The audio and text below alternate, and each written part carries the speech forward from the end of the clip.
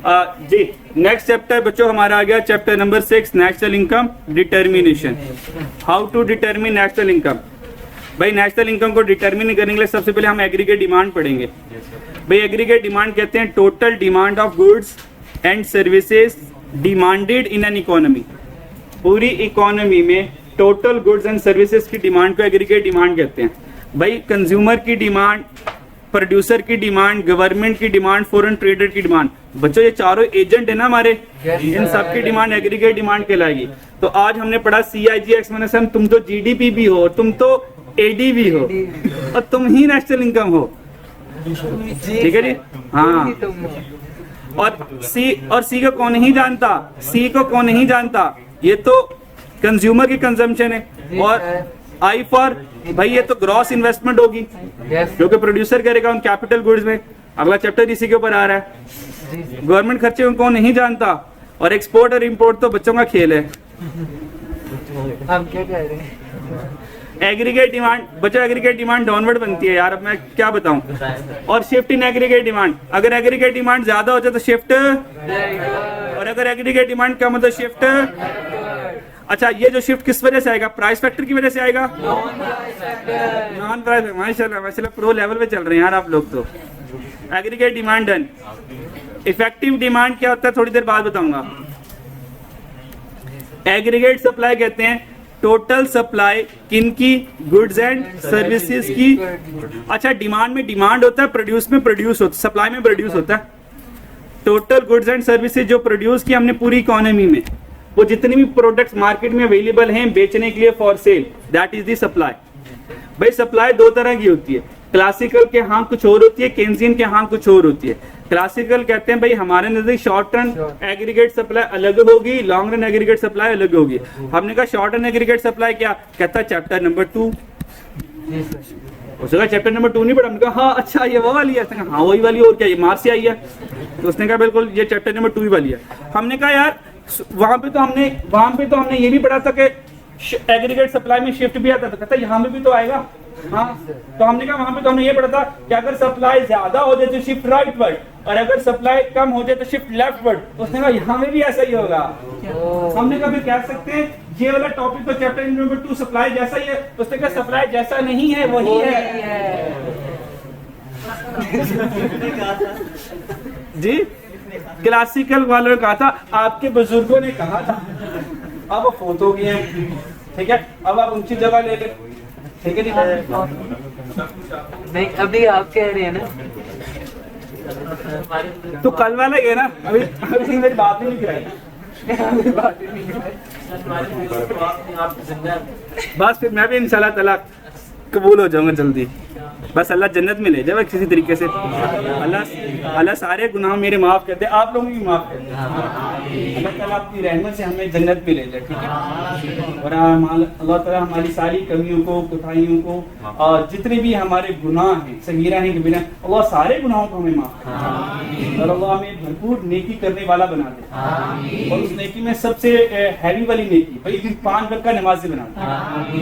आमीन सुम्मा आमीन। और जितनी कोशिश हो, जितनी तौफीक हो, अल्लाह भरपूर गुनाहों से बचने वाला बना दे। आमीन सुम्मा।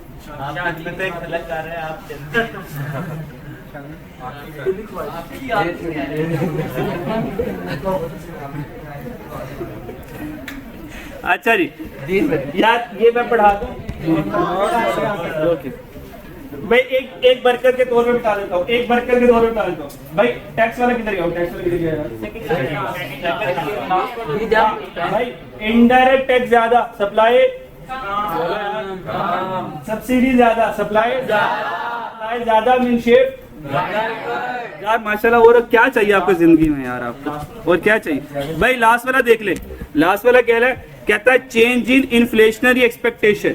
अगर इन्फ्लेशनरी एक्सपेक्टेशन बदल जाए, कहता है causing a rise is in inflation. अगर इन्फ्लेशन ज्यादा हो जाए तो वेजेस क्या हो जाएंगी? ज्यादा हो जाएंगी।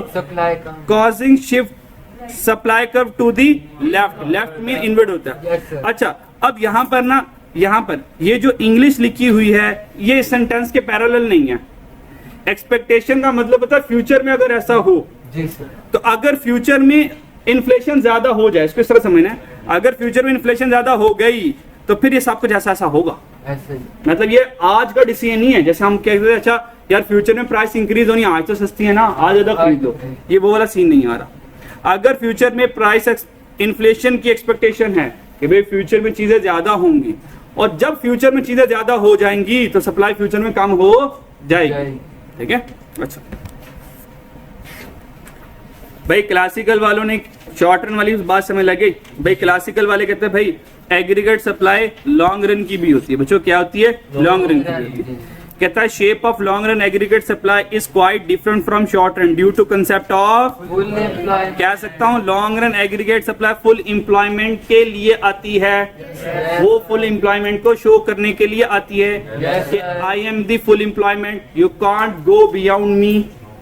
हाँ हाँ, हमने पूरी इकोनॉमिक्स पढ़ ली है, वो यही कहती है। इंग्लिश में पढ़ी सर। अच्छा उसने इंग्लिश में बात नहीं की थी उसने।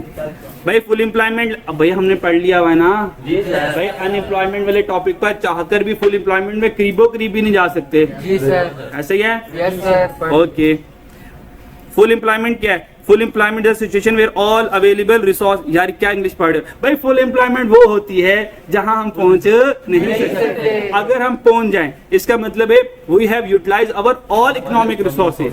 और ये फुल एम्प्लॉयमेंट बच्चों, हेलो बच्चों, हाँ बाजू बच्चों, बच्चों ये हमारा पीपीएफ होता है ना। Yes sir. पीपीएफ भी यही कहता है सारे रिसोर्सेज को यूटिलाइज कर लो, तो आप ये कॉम्बिनेशन अचीव करोगे। तो फुल एम्प्लॉयमेंट भी तो ये कहता है सारे रिसोर्सेज यूटिलाइज कर लो तो यहाँ तक पहुंच जाओ। क्योंकि हमने पूरी इकोनॉमिक्स पढ़ ली है, हमने अनएम्प्लॉयमेंट में विटनेस किया कि हम कभी फुल एम्प्लॉयमेंट तक पहुंच नहीं सकते।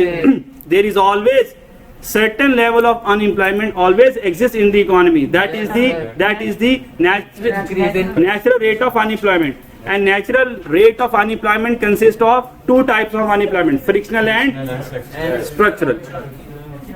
पता नहीं क्या कह रहा हूँ मैं भाई लॉन्ग रन में थे हम भाई। जी सर।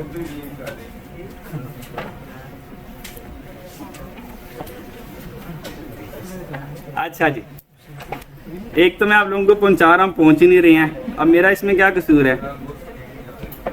क्या कह रहे हैं आप? मैं स्पीड में हूँ, स्लो डाउन हो जाऊं? Slow down. अब हम पढ़ेंगे long supply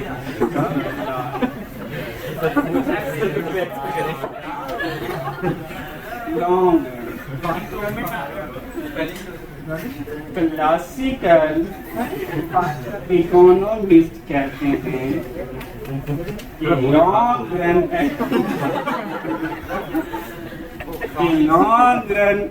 aggregate supply represent, क्या भाई? रिप्रेजेंट क्लासिकल इकोनॉमिस्ट कहते हैं long run aggregate supply represent productive potential of the economy.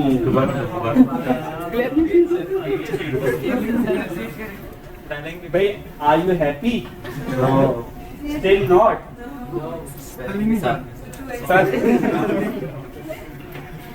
अच्छा भाई क्लासिकल वाले ये कहते हैं कि जो लॉन्ग रन एग्रीगेट सप्लाई भाई ये प्रोडक्टिव पोटेंशियल शो करता है। भाई प्रोडक्टिव पोटेंशियल यही है। वो कह रहा है मैं productive potential long run aggregate supply show करता है। भाई प्रोडक्टिव पोटेंशियल का मतलब क्या? फुल हाँ फुल एम्प्लॉयमेंट, पर इसका मतलब ये भाई हमारी इकोनॉमी में कितना पोटेंशियल है, कहाँ तक वो ग्रो कर सकती है। कहता है ये long run aggregate supply represent करेगा। तो what does long run aggregate supply represent? भाई it represent productive potential of the economy, और प्रोडक्टिव पोटेंशियल हमारा क्या होगा? Full employment level. और दूसरी बात भाई long run aggregate supply independent of price level. ये मैं इसलिए बुक रीडिंग कर रहा हूँ आज क्योंकि यहाँ से एग्जामिनर ने यही लाइनें उठानी है और यहाँ से उसने एमसीक्यू फटका देना है। Long run aggregate supply independent of price level होता है और ये कहां पे नजर आता है? Signifies the upper limit of the capacity in the economy. और ये लॉन्ग रन एग्रीगेट सप्लाई कौन सी लाइन होती है? वर्टिकल लाइन होती है भाई, ये वाली। इस भाई यहाँ पे फुल एम्प्लॉयमेंट लेवल होता है। यहाँ पे फुल एम्प्लॉयमेंट लेवल होता है।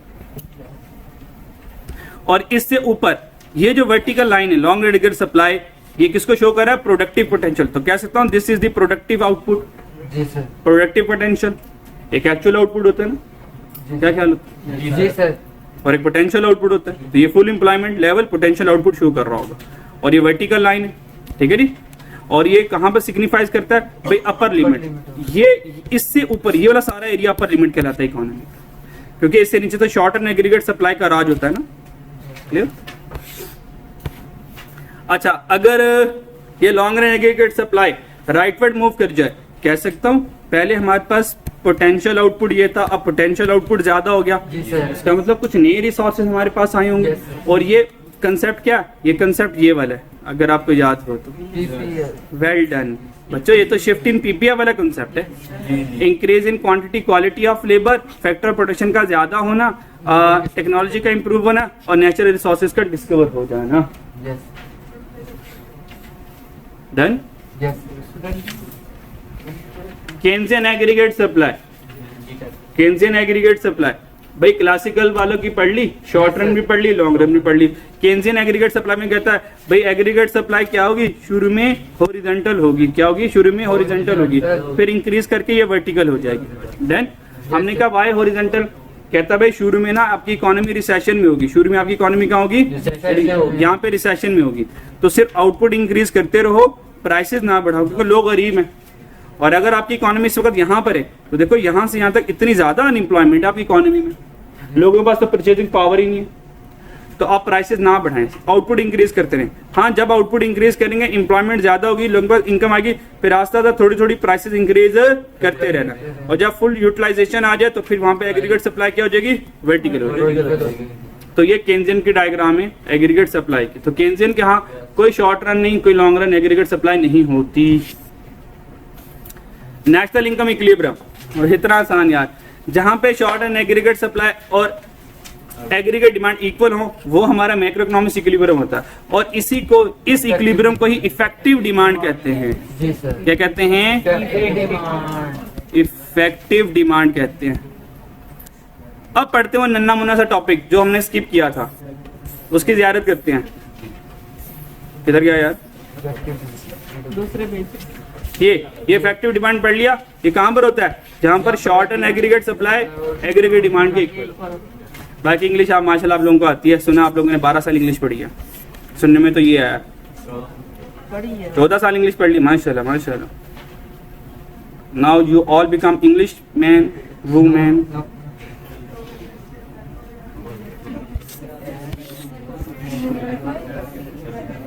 ओके ओके ओके, अच्छा जी। बच्चों यहाँ तक tension? No sir. Macro economic equilibrium में नहीं। No sir. उसके बाद हमारे पास बच्चों दो कॉन्सेप्ट आते हैं भाई। लॉन्ग रन एग्रीगेट सप्लाई ये प्रोडक्टिव पोटेंशियल बताएगा, और शॉर्ट रन एग्रीगेट सप्लाई और साथ में मिलकर एग्रीगेट डिमांड ये एक्चुअल सप्लाइड और एग्रीगेट डिमांड अगर साथ मिल जाए तो एक्चुअल आउटपुट बताएंगे। Short run aggregate supply actual output बताता है, long run aggregate supply potential output बताता है, और एग्रीगेट डिमांड ये बताता है हम इस वक्त कहाँ हैं।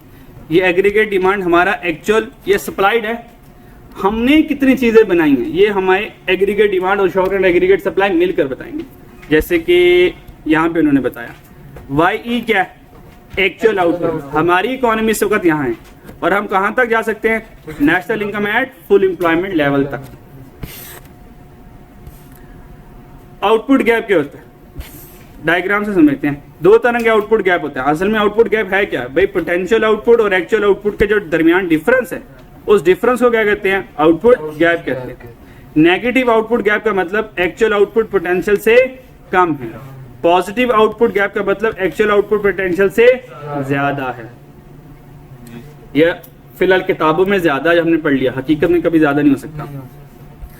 अच्छा जी, नेगेटिव गैप को डिफ्लेशनरी गैप भी कहते हैं।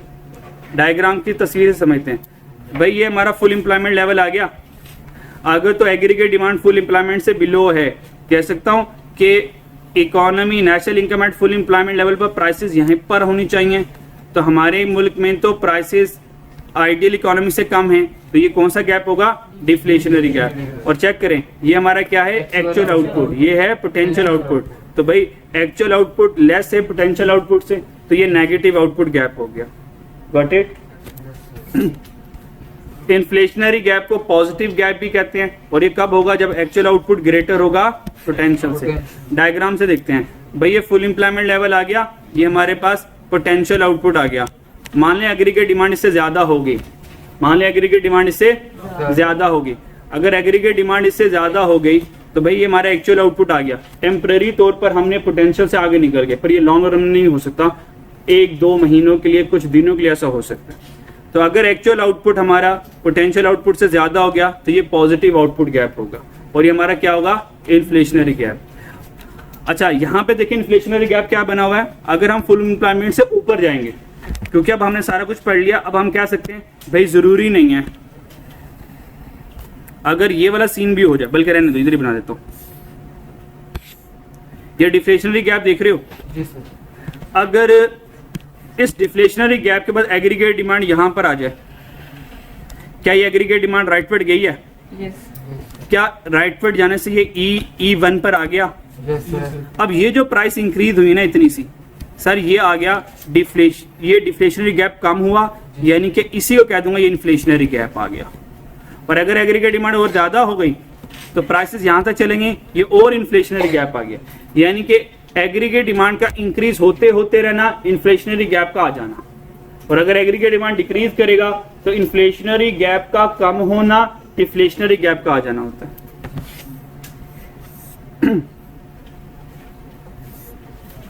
और अगर एग्रीगेट डिमांड और एग्रीगेट सप्लाई दोनों चेंज हो जाए, भाई तो चैप्टर 2 वाले ग्राफ नहीं आगे, अगर डिमांड ज्यादा तो भाई इकोनॉमी में प्राइस ज्यादा हो जाएंगी और नेशनल इनकम भी ज्यादा हो जाएगी। और अगर डिमांड कम हो जाए तो प्राइसेस कम हो जाएंगी और नेशनल इनकम भी कम हो जाएगी।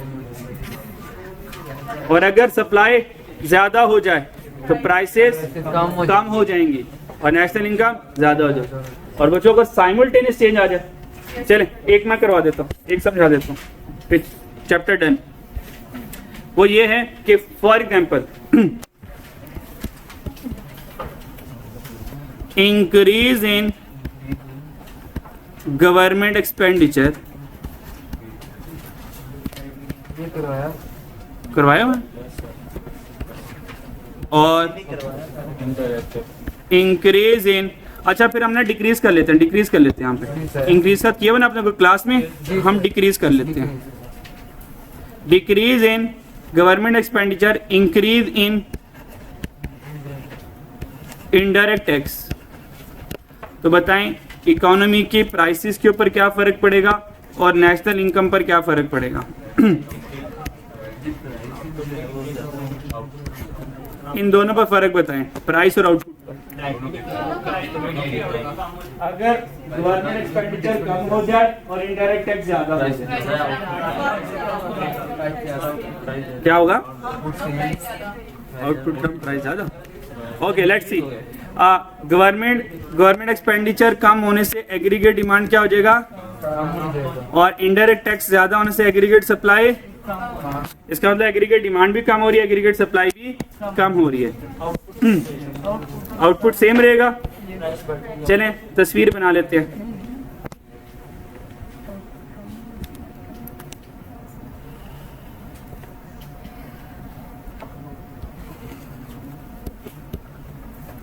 एग्रीगेट सप्लाई, एग्रीगेट डिमांड, और ये लॉन्ग रन एग्रीगेट सप्लाई। खैर इसकी जरूरत नहीं थी मुझे।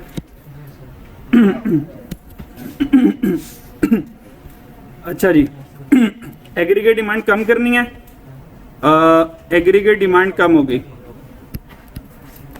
और एग्रीगेट सप्लाई भी कम करनी है, सही है?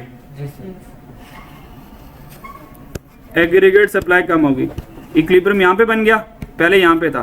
तो देखिए आउटपुट में तो कोई चेंज नहीं आया, सिर्फ प्राइसेस में क्या आ जाएगा, इंक्रीज आ जाएगा। तो हम कहेंगे prices increase, output remain same.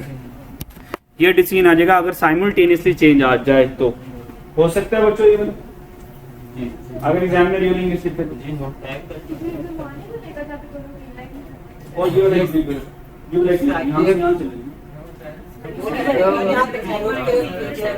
जी sir yes yes sir output कम हो गया सर और यार ये आउटपुट कम हो गया हाँ हाँ तुम क्या कह रहे थे, कुछ गड़बड़ है भाई? पहले वाला यार इक्विलिब्रियम इधर था यार, यस सर हाँ इधर था। Okay okay. और एग्रीगेट डिमांड क्या हुई, कम हुई? यस सर देखा बच्चे ने माशाल्लाह सही से बढ़ा हुआ है। अच्छा अब एग्रीगेट डिमांड और एग्रीगेट सप्लाई, और यार ये किधर बन किधर गए थे सारे पुट्ठे बन गए थे सारे के सारे। ओहो अली बे से पढ़ा दूं, शुरू से पढ़ा दूं? ओ भाई वो इक्विलिब्रियम में थोड़ा सा हिला है ये भाई इक्विलिब्रियम यहाँ पर आएगा, यहाँ पर यस सर प्राइसेस सेम है, जबकि आउटपुट में क्या आएगा, डिक्रीज डिक्रीज आएगा। आउटपुट सेम है यार, ये क्या हो रहा है? नहीं नहीं वो लिखने में थोड़ा सा गड़बड़ हो रही। प्राइस सेम है, आउटपुट डिक्रीज हो रही है। असल में जल्दी में ना सोचे बगैर सीधे चलते हैं। ये क्या ये समझ आई? आगे सर आ गई है? मुश्किल नहीं है। चैप्टर नंबर 2 वाली बात है। एक और करा दूं? हाँ? अच्छा जी पॉज। एक मिनट ऑन करो, खत्म करो। अच्छा जी चैप्टर नंबर 6 डन बच्चों, पक्की बात खत्म। और क्या इसमें हाथी, और क्या अलादीन के चिराग आएगा इसमें। ओ यार ये अस्तगफिरुल्लाह यार, इस वाले चैप्टर में हमें 21 मिनट लग गया है।